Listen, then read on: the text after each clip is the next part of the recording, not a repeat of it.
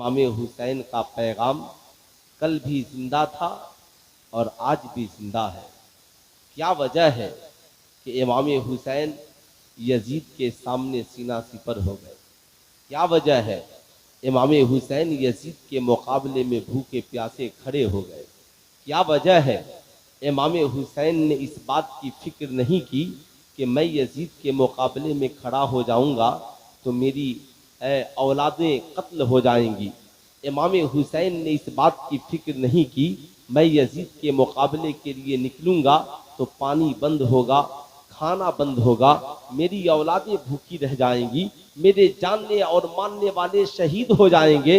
इमाम हुसैन का मकसद ये था ताकि ज़माना ऐसा ना हो कि लोग जुल्म के खिलाफ बोलना छोड़ देंगे, लोग जालिमों से टकराना छोड़ दें, लोग हुकूमत के खिलाफ, जालिम हुकूमत के खिलाफ बोलना छोड़ दें। इमाम हुसैन जानते थे तख्त यजीद के पास है, दौलत यजीद के पास है, ताकत यजीद के पास है, सरबत यजीद के पास है, लश्कर यजीद के पास है। फिर भी मेरे इमाम ने जमाने के सामने जो मिसाल कायम की, डॉक्टर इकबाल यूं कहते हैं, निकल कर खानकाहों से अदा कर रस्म शब्बीरी। आज पूरी दुनिया के इंसानों के लिए पैगाम है, यजीद शरीयत का मुखालिफ था, यजीद चाहता था शरीयत को बदल दिया जाए, निज़ाम इस्लाम को तार तार कर दिया जाए, इस्लाम के कवानीन को तोड़ और मरोड़ दिया जाए, इंसान अपनी ख्वाहिशात के मुताबिक मैं जिंदगी गुजारूं। यजीद का मकसद यही था।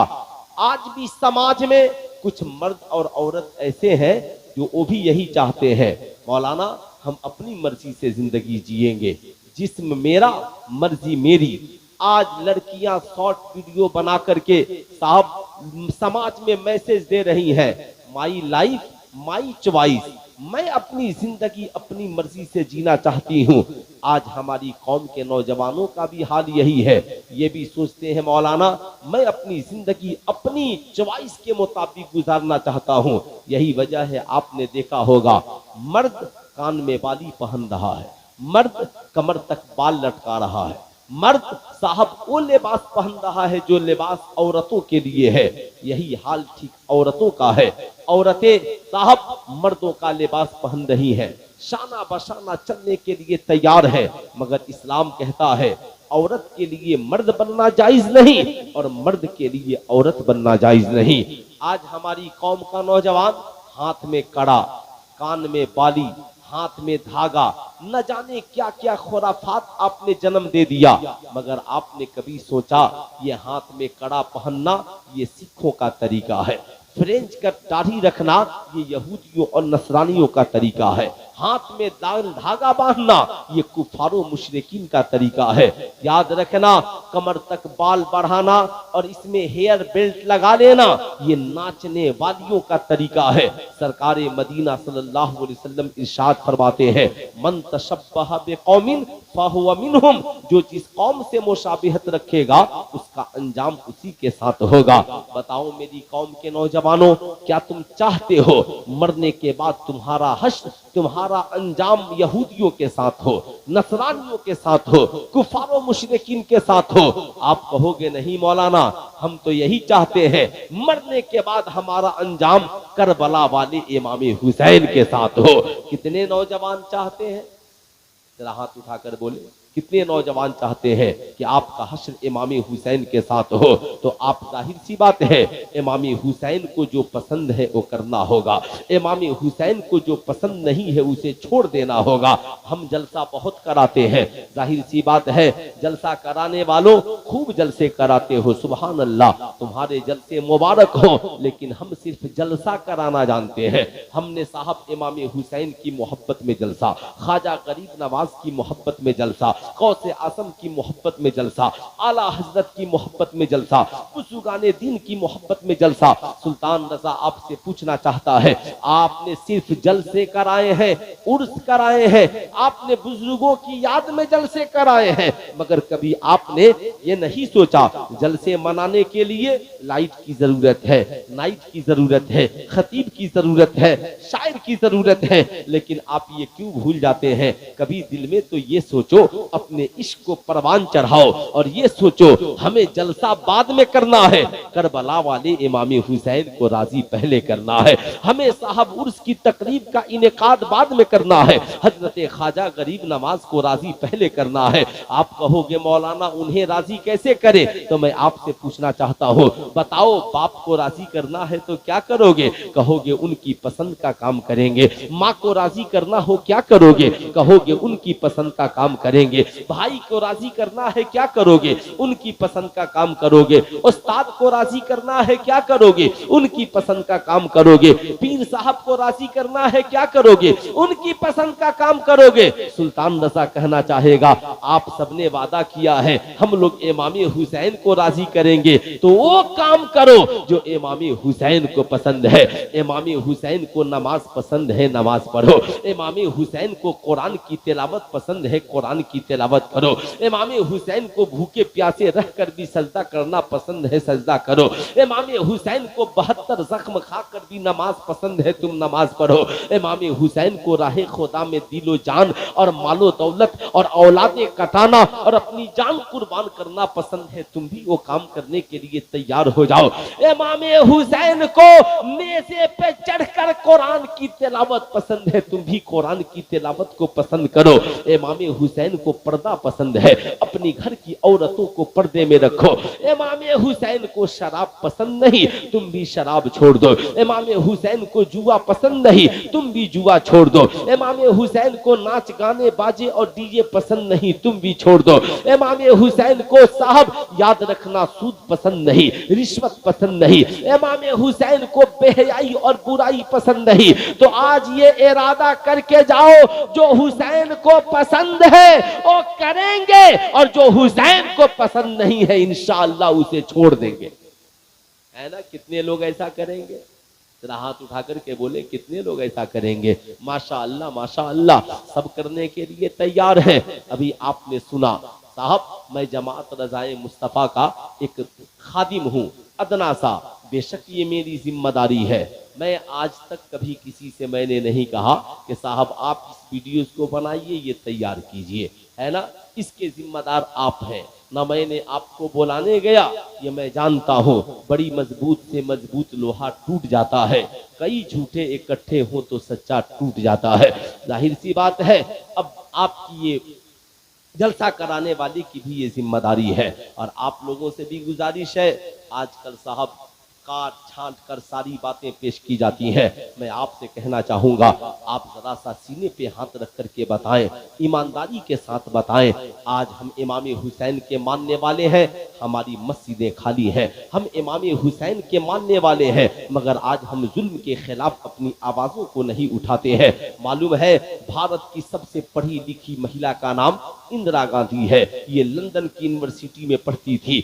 लंदन की यूनिवर्सिटी से उन्होंने चाचा नेहरू को खत लिखा, चाचा जी दुनिया की सबसे कामयाब औरत का नाम बताइए। चाचा नेहरू बड़े पढ़े लिखे थे, उन्होंने अपनी बेटी इंदिरा को जवाब लिखा, ए बेटी इंदिरा मैंने दुनिया की बड़ी बड़ी रानियों और पटरानियों की जिंदगी का अध्ययन एवं मुताला किया है, मगर मैं याद रखना मैंने दुनिया में बड़ी बड़ी औरतों के किरदार का मुताला किया है, मगर दुनिया में एक औरत है जो सबसे ज्यादा कामयाब औरत है। कहा बताओ उसका नाम क्या है? कहा लिखा बेटी उस औरत का नाम कोई औरत और नहीं, वो मुसलमानों के पैगंबर मोहम्मदुर रसूलुल्लाह की शहजादी सैयदा खातून जन्नत है, सैयदा फातिमतु ज़हरा है, सैयदा फातिमतु ज़हरा है।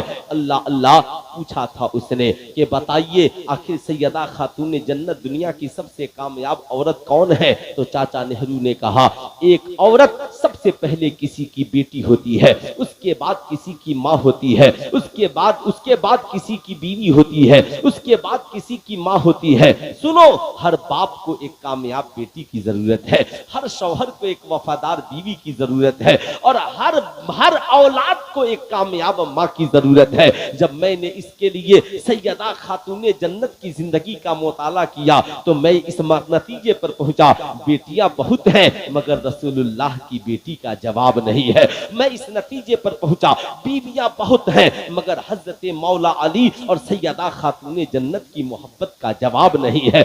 मैंने याद रखना माएं बहुत देखी मगर करबला वाले हुसैन की मां का जवाब नहीं है, मां का जवाब नहीं है। अब मैं आज कहना चाहूंगा, ऐ मेरी कौम की बेटियों, जरा जिंदगी में इन बातों को याद रखना और इमाम हुसैन की जिंदगी को अपनी निगाहों के सामने रखना। आज हम साहब भूल जाते हैं, हमने इमाम हुसैन को याद रखा मगर किस माँ ने हुसैन को इतना आला बनाया है, किस बाप ने इमाम हुसैन को इतना आला बनाया है, किस नाना की गोद में तरबियत पाई है इमाम हुसैन ने। साहब जब हम नाना की जिंदगी का मुताला करते हैं तो कायनात में उनके जैसा कोई इंसान नजर नहीं आता है। दुनिया में बच्चे बहुत हैं साहब, कोई न जाने मुख्तलिफ यूनिवर्सिटियों में पढ़ने वाले बच्चे हैं मगर ए हुसैन आपकी अजमत इसलिए भी लाजवाब है कि आप दुनिया की सबसे बड़ी यूनिवर्सिटी में तालीम हासिल कर रहे हैं।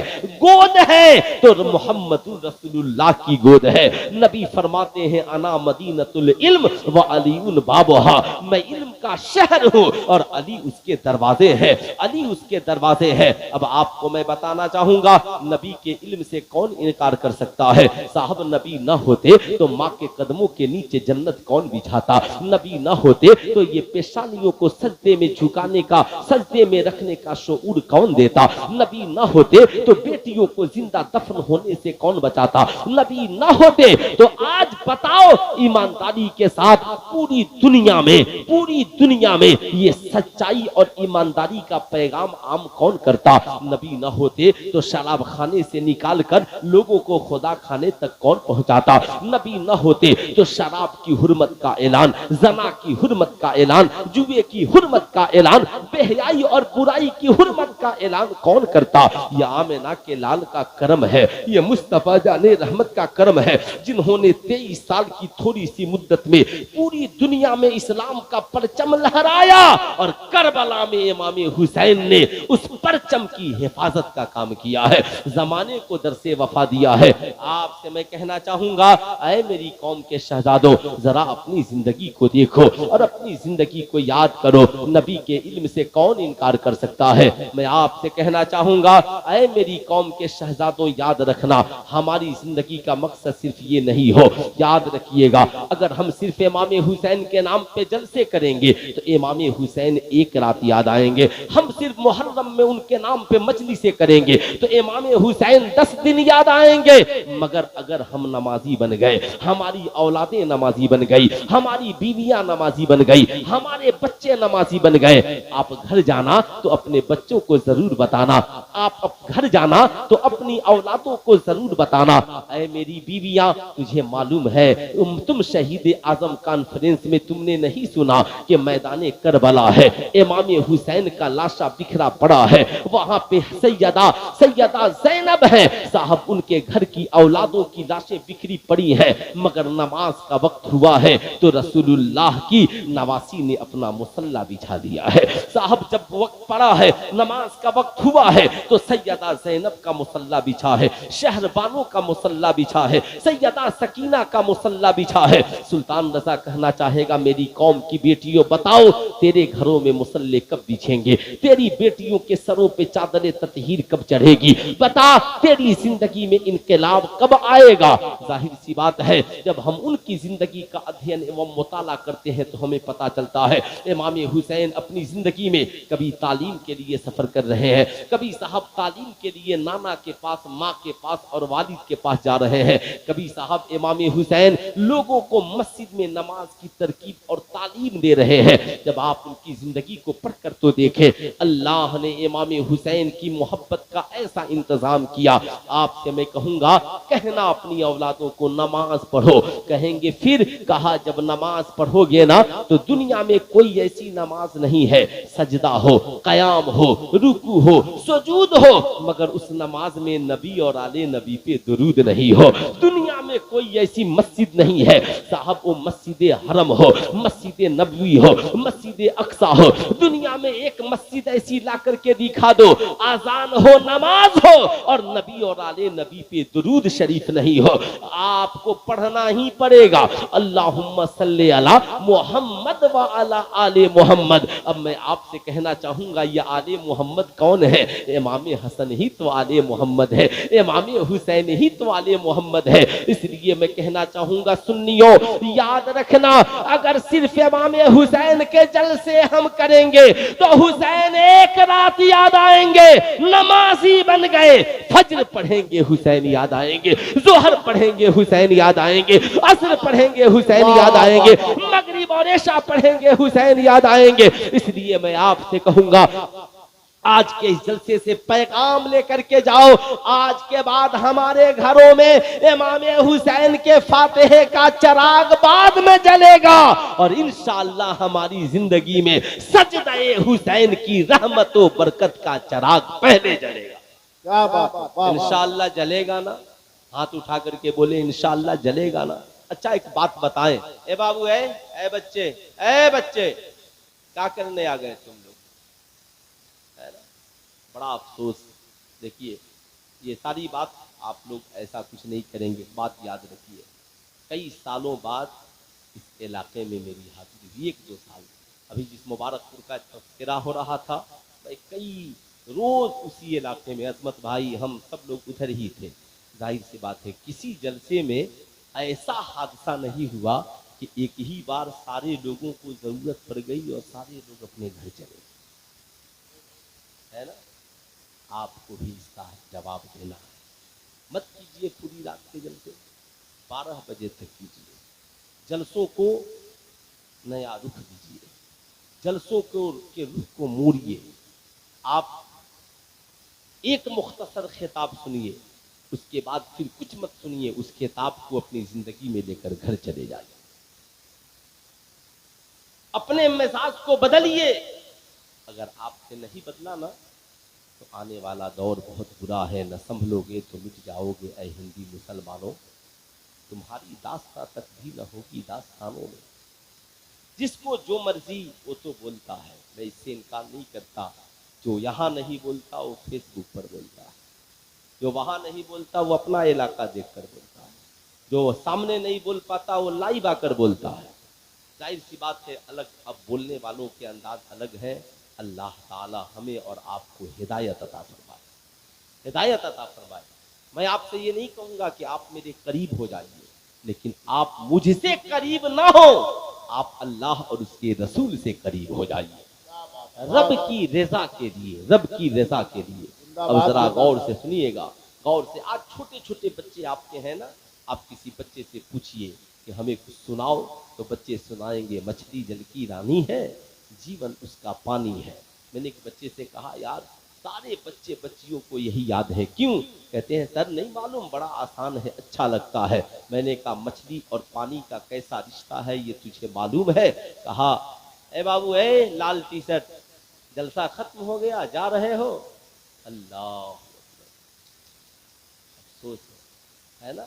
एक शख्स ने मुझसे पूछा कि इमाम सरकार गौसे आजम जो है पूरी रात इशा की वजू से फजर की नमाज बेदार होकर कैसे पढ़ लेते थे? मैंने कहा ये भी कोई कहने की बात है? उनकी मोहब्बत ही खुदा से कुछ इस तरह करते थे कि पूरी रात अल्लाह उसके रसूल की मोहब्बत में वो जागते थे। अगर आपको यकीन नहीं तो इस दौर के किसी नौजवान को बेहतरीन मोबाइल रात में ले जाकर दे दीजिए, पूरी रात इसे नींद नहीं आएगी, सुबह को देखेंगे आंखें लाल होंगी मगर मोबाइल चला रहा हो। तो जब इसे नींद नहीं आ सकती दुनिया की मोहब्बत में, तो मेरा गौस तो वो गौस है जो रब की रज़ा के लिए जी रहा है ना।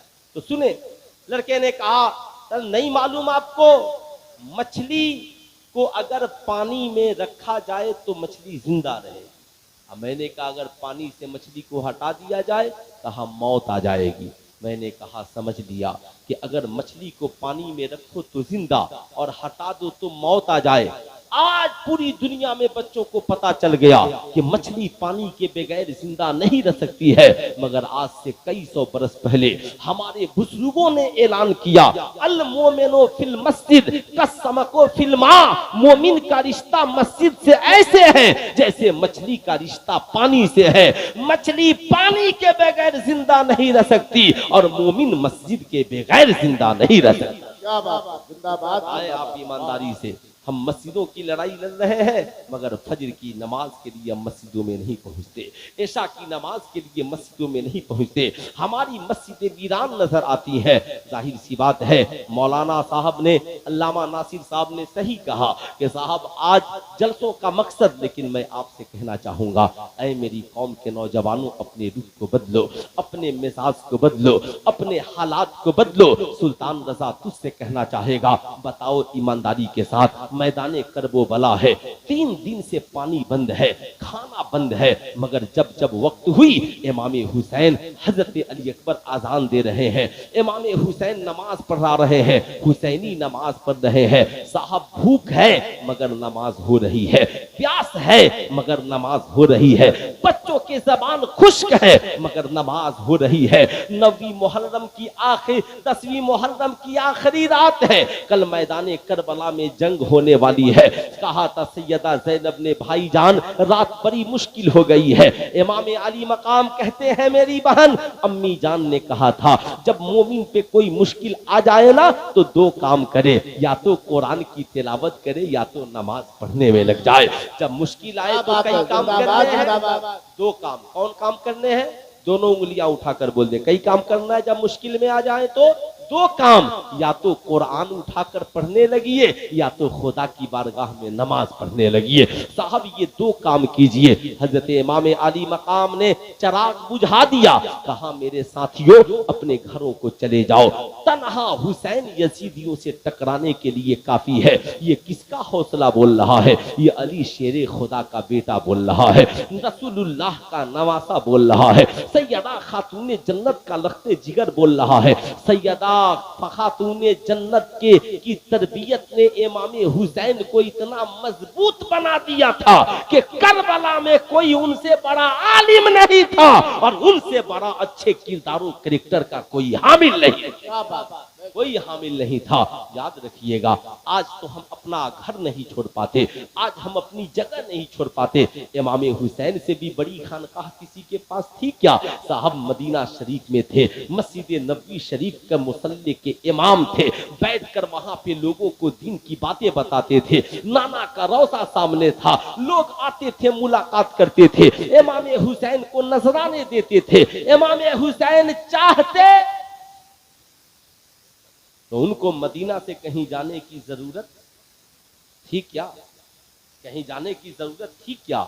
मगर इमाम हुसैन ने देखा, हुसैन यजीद अगर शरीयत को यूं ही शरीयत की धज्जियां उड़ाता रहा तो हुसैन तू मदीने में रहकर क्या करेगा? यजीद कुरान की बगावत करता रहा, हुसैन फिर तेरी जिंदगी का क्या माना है? हुसैन यजीद यूं ही शरीयत को तब्दील करने की कोशिश करता रहा, हुसैन फिर तेरी जिंदगी का क्या माना? इमाम हुसैन ने कहा, यजीदियों याद रखना, हुसैन खानकाह छोड़ देगा, हुसैन नाना का दरबार छोड़ देगा, हुसैन मस्जिद नबवी को छोड़ेगा, हुसैन अपना घर बार छोड़ेगा, खानदान लेकर मैदान करबला में आएगा, अपनी गर्दन कटाएगा।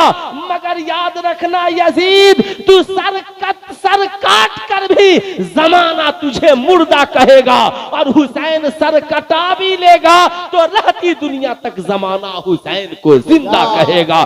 जिंदा रहने के लिए 1000 साल की उम्र की जरूरत नहीं है, जिंदा रहने के लिए इमाम हुसैन जैसे किरदारों, कैरेक्टर और इखलाक की जरूरत है, इखलाक की जरूरत है। साहब ये कौन सा पैगाम था? आखिर ये पैगाम क्यों था? अब जरा गौर से सुनिएगा। इमाम हुसैन के बचपन का जमाना है। सैयदा खातून जन्नत से अर्जगुजार होते हैं, ए मेरी प्यारी माँ, बचपन से लेकर आज तक मैंने कभी आपकी नमाज कजा होते नहीं देखा, मैंने कभी आपकी कुरान की तिलावत को बंद होते नहीं देखा। ए मेरी प्यारी अम्मी जान, अगर सारी दुनिया ये जितनी औरतें बैठी हैं ना, सुल्तान रजा उनसे ज्यादा मुहब्बे गुफ्तगू नहीं है, मगर आप मुझे सिर्फ एक बात बता दो, एक बात कि सारी औरतें सैयदा फातिमा के नाम से फातिहा कराती हैं, उनकी मोहब्बत का चिराग जलाती हैं, मगर बुरा ना मानना, हमारी घर की बेटियां साहब नर्सरी से लेकर पीएचडी तक मोटी मोटी किताबें पढ़ लेती हैं, मगर काश कभी तौफीक होती कि सैयदा खातून जन्नत की सीरत की कोई पतली किताब भी पढ़ लेती, कोई पतली किताब पढ़ लेती। एक बूढ़े बाप ने अपनी बेटी से कहा, ये मेरी लहते जिगर सुनो, जिंदगी में एक बात याद रखना। बेटी ने कहा बाहुजूर फरमाए। कहा सुनो, सैयदा खातून जन्नत की सर से कभी दुपट्टा नहीं उतरा, तुम भी जिंदगी में कभी इसे मत उतारना। बेटी थी, कॉलेज पढ़ने के लिए गई, जैसे आज लड़कियां जाती हैं, आज तो इल्जाम सिर्फ हम पर होता है, आलिमों ने क्या किया। मैं कहता हूं साहब, आप भी तो देखें कि आपने क्या किया। हमारा आलिम बोल रहा है, हमारे उलमा खिताब कर रहे हैं, गुफ्तगू कर रहे हैं। बाप ने समझाया, बेटी गई तो उसकी सहेलियों ने कहा तुम तो ओल्ड मॉडल हो, पुराने ख्यालात की लड़की हो, ये तुमने कीमती लिबास पर ये 500 का पुराना निकाब और ये दुपट्टा, सिर्फ चेहरा खुला है, हथेली, क्योंकि इसके अलावा औरत का सब पर्दा है, सतरे औरत है। अब वो लड़की वापिस आई, रोने लगी, अब्बा हुजूर या तो तालीम छोड़ दूं या दुपट्टा छोड़ दूं। बाप ने कहा बेटी टेंशन न ले, टेंशन न ले, फिक्र न कर, तेरा बाप बहुत ज्यादा पढ़ा लिखा नहीं है, बगैर बैठ मेरे बगल में। बाप ने आहिस्ता से जेब से एक टॉफी निकाली, टॉफी मिठाई, और उसके ऊपर लगे हुए गिलाफ प्लास्टिक के कवर को उतार दिया और प्लेट में रख दिया। गुफ्तगू होने लगी बाप बेटी की मोहब्बत के साथ, क्योंकि सरकार अपनी बेटी सैयदा खातून जन्नत से कितनी मोहब्बत करते थे, कभी आप भी अपनी बेटियों से मोहब्बत करके देखिए। सरकार फरमाते हैं फातिमा तो बिज़अतुम मिन्नी, फातिमा मेरे जिगर का टुकड़ा है, तुम इसे तकलीफ न देना। आज हर बाप की जिम्मेदारी है अपनी बेटी को जिगर का टुकड़ा बना दे। सैयदा उम्मुल मोमिनीन सैयदा आयशा सिद्दीका से पूछा गया कि हुजूर से के किरदार से सबसे ज्यादा किरदार किसका मिलता है?